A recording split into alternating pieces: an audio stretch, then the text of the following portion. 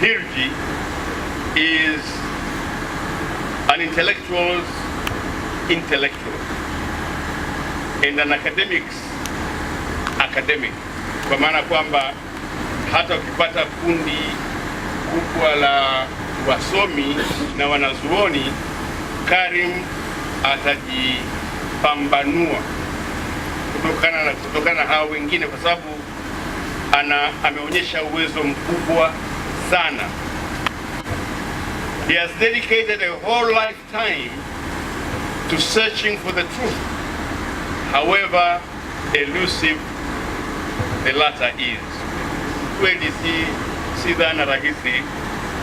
Ukweli wa leo unaweza kuwa uongo wa kesho, na uongo wa jana leo ndio ukweli, na ukweli wako unaweza kuwa ni uongo wangu na vice versa. Lakini ule mchakato na ile juhudi ya kutafuta ukweli uko wapi, hata kama unabadilika mara kwa mara, lakini ni shughuli ya wanazuoni wa kweli ambao hawakubali wanachoambiwa, wanachoona, wanachosoma kwamba hicho ndio mwanzo na mwisho, ila wanajipa wasaa wa kuweza kutafiti, kuuliza maswali, kusaili na kuhoji. Karim Hirji, he is a giant of the hard sciences. Huyu hakusoma, najua sayansi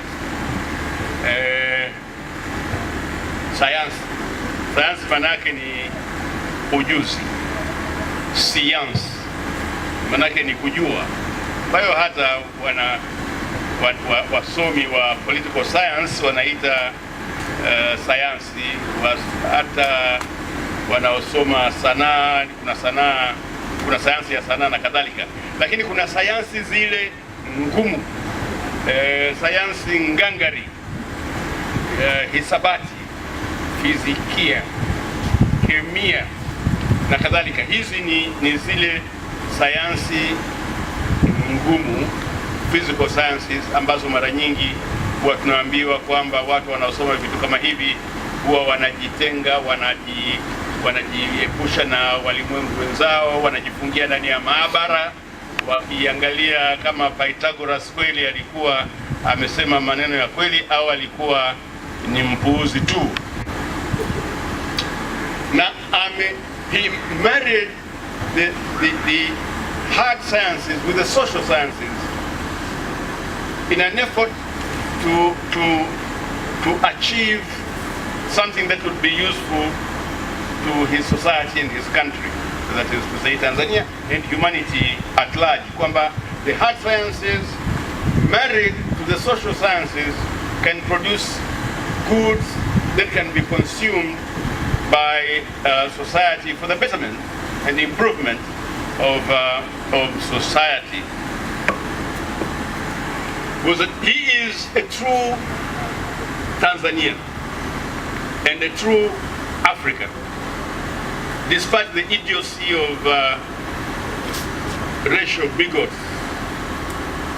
and crass tribalists who think humanity is shaped by skin color and the village of one's origin. Huyu hapa nataka kusema nini? Nataka kusema kwamba tunadhani kwamba mara nyingi watu wanadhani kwamba mtu akiwa na rangi tofauti hawezi kuwa Mwafrika, kwamba Mwafrika lazima awe mweusi, mtu akiwa mweupe hawezi kuwa Mwafrika. Naona Brian Hooks ni mweupe kidogo kuliko mimi, lakini nadhani ni Mwafrika vile vile. Au sio Brian? Kwa hiyo nasema Karim ni Mwafrika na Mtanzania, na ameonyesha kwamba kwa kutoa mchango wake kuendeleza jamii ya Watanzania na Waafrika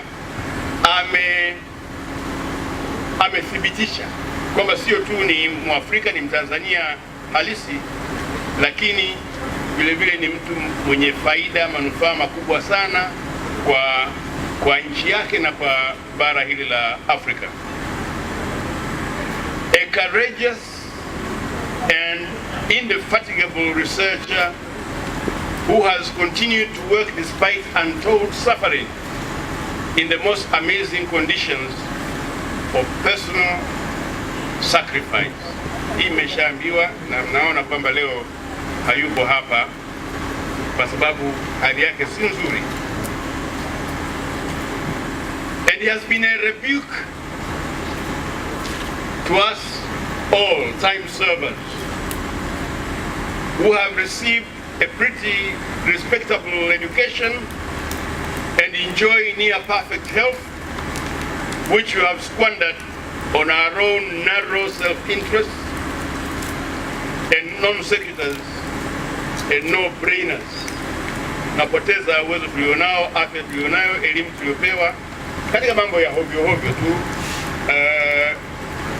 Upuuzi unapendeza, unakuwa ni rahisi kushughulika nao kuliko mambo ya msingi ambayo ni mambo mazito yanasumbua akili, na si wengi wanapenda kusumbua akili zao wakati kuna mambo rahisi wangeweza wakafanya. Huo ni utangulizi. Sehemu ya pili ni growing up with Tanzania, ambayo ni title nilichukua kutoka kitabu chake Growing Up with Tanzania, ambayo mmesoma najua na mmeelezwa juu yake. In a memoir that captures a crucial era as the country was learning to be a nation, and its young men and women struggled to find their place in the convoluted debates of the time. Kwamba hapa amechukua uzoefu wake, uzoefu wetu wengine tulikuwa naye wakati huo. Namwona Salim Msoma, huyu bwana matata sana huyu. Salim Msoma alikuwa akisimama lecture hall gani ile ya political science usiku saa 3 usiku, anatupiga hotuba moja kali sana ya Fidel Castro ya mwaka 1961 Kihispania, halafu atoi tafsiri, anaketi chini anasema nimemaliza mchango wangu. Huyu matata sana huyu bwana. Kwa hiyo wakati ule tulikuwa na wakati mwingi zaidi wa kuongea masuala yaliyohusu Tanzania, Afrika na dunia. Sio Tanzania tu, lakini ukombozi wa Afrika, tukiwa na wageni wakuja kutoa mihadhara pale, akina Eduardo Mondlane na wengine, Agustino Neto kutoka nje, akina Stokely Carmichael, akina Dubois na kadhalika, waliokuja pale chuo kikuu. Ilikuwa ni wakati wa chemchem iliyojitokeza kwa nguvu sana ya mawazo ya vijana waliokuwa vioni na katika shule za sekondari hapa Dar es Salaam. Kwa mfano, shule za sekondari zilikuwa zikishiriki sana katika shughuli nyingine zilizokuwa zikifanyika wakati ule. Na nasema this was a time when the country was trying to become a nation. Ni nchi tu inajaribu kuwa taifa sasa, na vijana wake wa kike na wa kiume wakijaribu kutafuta nafasi zao katika kujenga hiyo nchi ambayo tulitumaini kwamba itakuja kuwa nchi ya maendeleo makubwa. The official state ideology, which was underpinned by the Arusha Declaration, was often at a variance with the more dynamic, wandering, sometimes searching, some may even say restless minds of the young. Kwamba ipo itikadi rasmi ya chama tawala na serikali yake, lakini wako vijana ambao wanatafuta kilicho zaidi, wanajisumbua kuangalia nini kinafanyika kwingine, wanasoma falsafa, wanasoma historia, wanataka kupata nini hasa wenzetu waliokuwa wametangulia kabla yetu sisi walikuwa wakifanya. Sasa hivi mtu akikuuliza kwa nini tulikuwa tunasoma habari za Rosa Luxemburg na Karl Liebknecht, labda unaweza usielewe kwa nini, lakini ilibidi tusome. Na wakati mwingine tulijikuta tukiwa katika vipindi vilivyoitwa Sunday School kila Jumapili badala ya kwenda kanisani. na mafunzo mengine kutokana na uzoefu wa baadhi yetu waliokwenda kufanya kazi za kupalilia mikorosho Bagamoyo, ili kuwa karibu na wananchi. Nizar Bisram atakuwa anakumbuka bila shaka. Nawaona baada ya muda kidogo, naona sura zenu mmoja baada ya mwingine. Nizar, karibu. Na kwa sababu hiyo ya dynamism ya mawazo ya vijana, na hii ni sifa moja ya vijana. Vijana wenye mawazo yaliyotulia, hao si vijana, ni wazee waliowahi. Hakuna kijana anaweza kuwa na mawazo yaliyotulia alafu akasema mimi ni kijana. Kijana maana yake ni mawazo yanayotembea kila wakati kwa kasi ile ile, ambayo hayachoki kufikiri, kudadisi, kudodosa na kusaili kila anachoambiwa, kila anachosikia. Kuna vijana wa miaka 30 ambao wanasema kwamba mimi nimeshamaliza, nimesoma, nimepata elimu, sasa hivi naona mambo mazuri, nitengeneze hatima yangu na familia yangu. Ujue huyo ni mzee aliyewahi. Kukawa na migongano kati ya vijana na uongozi wa nchi. Sasa uongozi wa vijana, si vijana wote. Chuo kikuu ilikuwa ni mahala pa watu wengi sana, watu takriban 1000 au 800 sijui. Lakini watu waliohusika, walijihusisha na shughuli na harakati za kisiasa chuo kikuu walikuwa ni wachache sana, lakini wakiwa na nguvu kubwa. Na mara zote haiwezekani kwamba mambo makubwa yakafanywa na kundi moja kubwa la watu, kama tulivyoambiwa na Shaban Robert katika Kusadikika, kwa mambo makubwa hayasubiri sherehe ya watu wengi ili yafanyike, ila mtu mmoja, watu wawili, watu wachache walikuwa na dhamira ya kutenda jambo, wanatenda jambo hilo.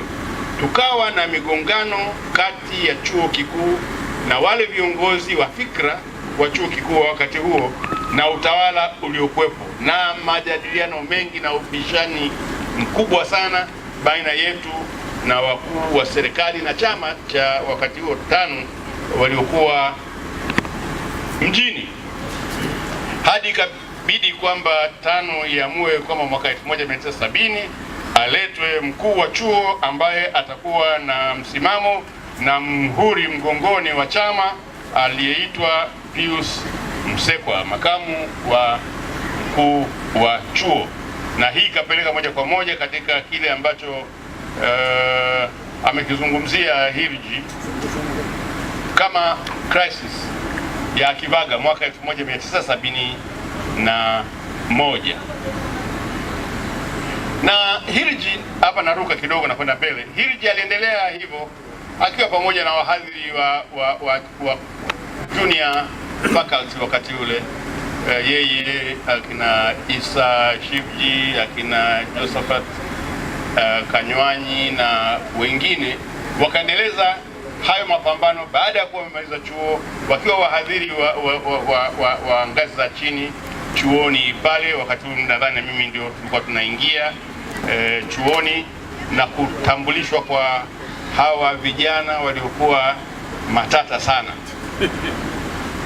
Baada ya muda kidogo akapigwa exile, kapelekwa mwalimu wa hisabati na anapelekwa kufanya kazi Sumbawanga kama afisa utawala sijui gani, ambayo exile za namna hii zilikuwa ni commonplace wakati ule. These were commonplace activities, kwamba ukionekana wewe hufati mawazo rasmi yaliyokubalika na yaliyoratibiwa na chama, basi unatafutiwa njia ya kuondolewa hapo ulipo, hasa kama uko Dar es Salaam, upelekwe mbali kidogo. Na Sumbawanga hapa ilikuwa ni mahala appropriate kwa sababu ni mbali, barabara zilikuwa ni mbovu, mawasiliano hakuna. Kwa hiyo ukienda kule utaishia huko. Kwa hiyo mahali kama Sumbawanga, kwenda Masasi, wengine walipelekwa Mafia, are symbolic. These places are symbolic as distant places from the seat of power, which is Dar es Salaam.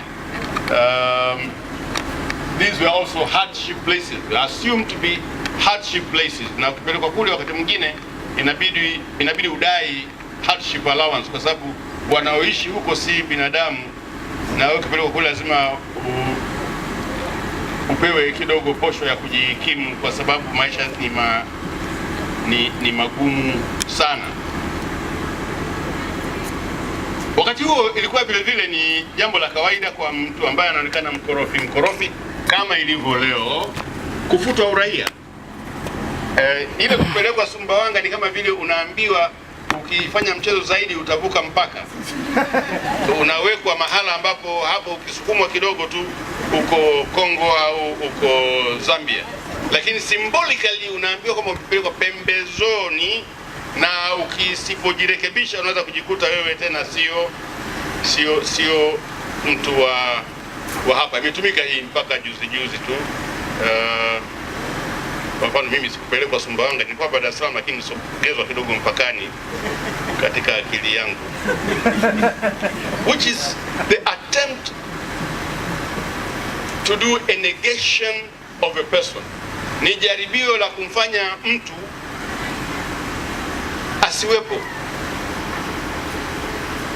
Ni karibu sana na kumfuta, kwamba wewe kama kinachokupa nguvu kuongea hapa ni kwamba wewe ni Mtanzania, basi tunakunyang'anya Utanzania, au tutaongelea wapi? Azifu Mchina hawezi kuongea juu ya Tanzania au Marekani hawezi kuongea juu ya Tanzania. Ni ujinga mtupu, lakini unafanyika. Ni katika yale mambo ya kijinga ambayo lazima tuishi nayo ndani mpaka hapo tutakapokuwa kweli hatupo tena, kwa maana kwamba tumekufa na tumekufa kweli kweli. Hirji survived all this and managed to come back to his work as a researcher, as a thinker, na akafanya kazi kubwa sana. Mnajua katika maandiko mlionayo kazi aliyofanya Karim Hirji, na leo ndio tunasherehekea hizo kazi alizofanya. Sasa this is a personal memoir naizungumzia ya growing up with Tanzania, but it's also a national experience. Tumepitia hayo yote. Masuala ya kuparuzana na dola tumeyapitia, bado yapo. Sasa hivi yanaweza kuwa yamechukua sura nyingine ambayo ni kali zaidi, inawezekana, lakini yamekuwepo wakati wote. Hakuna wakati tangu tumepata uhuru ambapo dola ya Tanzania imejipambanua kabisa na ukoloni. Imekuwa ni mwendelezo wa tabia za kikoloni ambazo zimepakwa rangi ya uhuru na jamhuri, lakini uhuru wenyewe una mipaka mizito kuliko uhuru wenyewe. Exceptions zinakuwa ni more important than the real thing, na ujamhuri huo wala hatujaanza kwenda huko. Kubali kwamba ni nchi ina serikali yake, lakini kwamba ni jamhuri, inawezekana jamhuri neno la Kiarabu lina maana nyingine lakini kama ni republic, la chose publique, kitu cha umma, bado tuko mbali sana. Katika personal experiences za Karim Hirji, mojawapo ni masuala ya rangi, race. Na ila labda nisome moja kwa moja kama nilivyoandika. I personally find the term Tanzanian of Indian origin offensive. Indian should at best be taken as ethnicity, but we don't say Tanzanian of Sukuma origin or Tanzanian of Ngoni origin. It's understood. The colonial legacy established parameters of discrimination on both sides, whether you be so-called African or an Asian.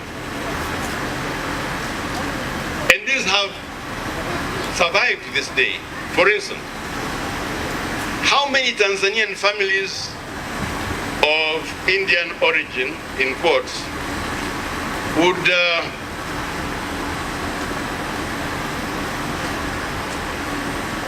how many Tanzanian families of Indian origin, quote unquote, would countenance their offspring marrying a Tanzanian of Gogo origin?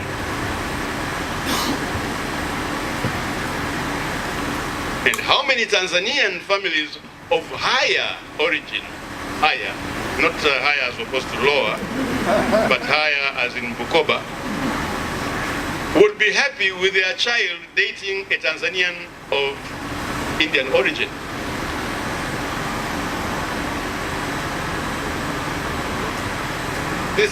I'm just posing this question. Tuangalie hali yetu katika masuala haya ambayo ni racial, kwa sababu bado tuna kazi kubwa sana. Terms such as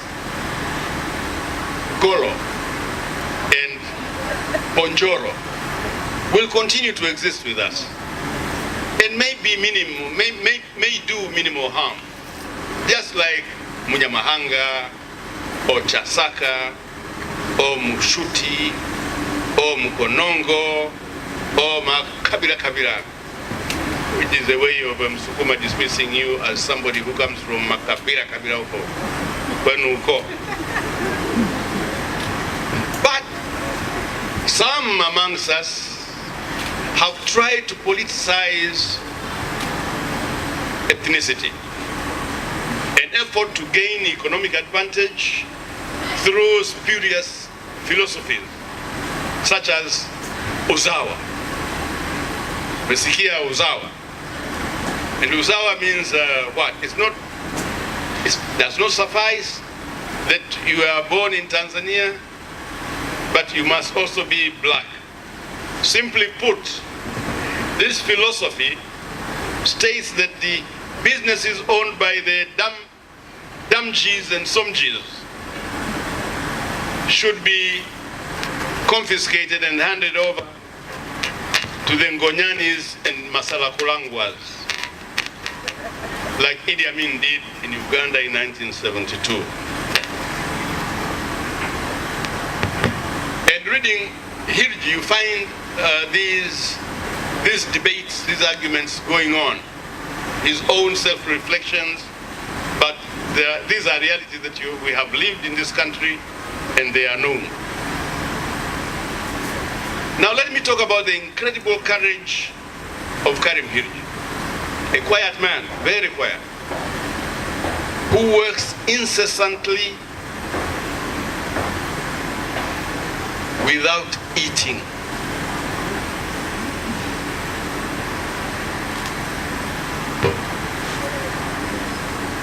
I was given to understand by himself that he has an alimentary canal disorder that has made him live on next to nothing. He works in his home under a mosquito net, night and day, for even a single mosquito bite would spell the end of him. That he is still alive is testimony to resilience out of the ordinary and courage that few can summon, and to the tireless care given by his wife and lifelong companion Farida Ne Shibji. Looking on him, I was rather cruelly made to recall Shakespeare's Julius Caesar's remarks about Caius Cassius. Shakespeare makes Caesar say these words: "Yon Cassius has a lean and hungry look, just like Karim. He thinks too much. Such men are dangerous." That was before I was disabused by being told of his almost unbearable medical condition. upon which I realized that some of us must be considered almost as social criminals. Being blessed with such rude health, but which we have now squandered in the pursuit of utility and vainglory. And looking on Karim, I go back to Shakespeare's Caesar again, who says in the same passage,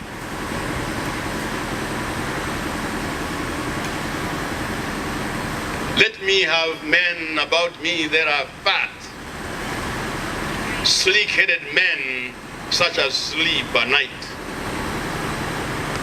Lakini hapa Caesar anasema hebu nipe watu wanono hivi waliojaa mafuta mingi kama mimi hapa. Kwa mfano mzuri, watu ambao usiku hulala, wasitusumbue, wasiwashwe. I cannot help feeling that Shakespeare put these words in the mouth of his Caesar to speak to us, the fat, obese, and indolent, who have always provided the foundation on which tyrannies are erected, the milk on which tyrants feed and prosper. Hirji has tried throughout his life to arouse the sleepy millions, but will they wake up? A few years ago, Hirji published a book titled Media, Statistics and Media, in which he was literally advising journalists and media operators to be wary of statistics, because looking at statistics without due care can lead to disastrous conclusions, such as what we saw with Spice Islander and the disaster that befell that ship and another boat, I think, from Zanzibar as well, where our own media unwariness made us put those disasters, at least one of them, very close to the disaster that befell the Titanic in 1912.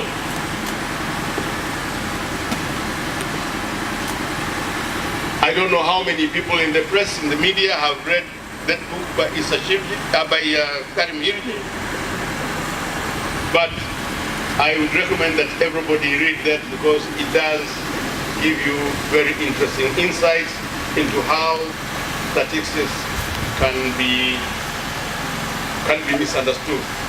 And now we have an added advantage, and another reason why we need to read that book.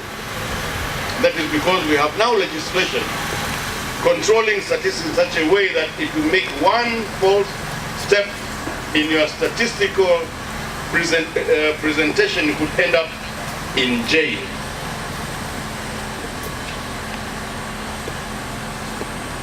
So we say the sleeping men that Shakespeare's Caesar preferred, Hirji has tried to arouse these sleepy millions. But will they wake up? The Chinese writer of the early 20th century, Lu Xun, was asked by a friend of his why he had not written for the millions of suffering Chinese to make them rise up. And Lu Xun's reply was, I quote, "Imagine an iron house without windows, absolutely indestructible, with many people fast asleep inside, and who will soon die of suffocation. But you know, since they will soon die in their sleep, they will not feel the pain of death. Now, if you cry aloud to wake a few of the lighter sleepers, making those unfortunate few suffer the agony of irrevocable death. Do you think you are doing them a good turn? And Lushun's friend replied,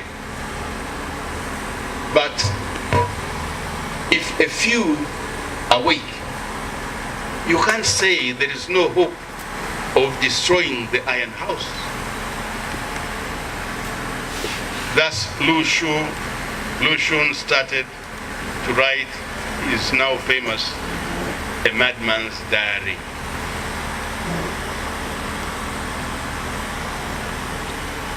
Thank you.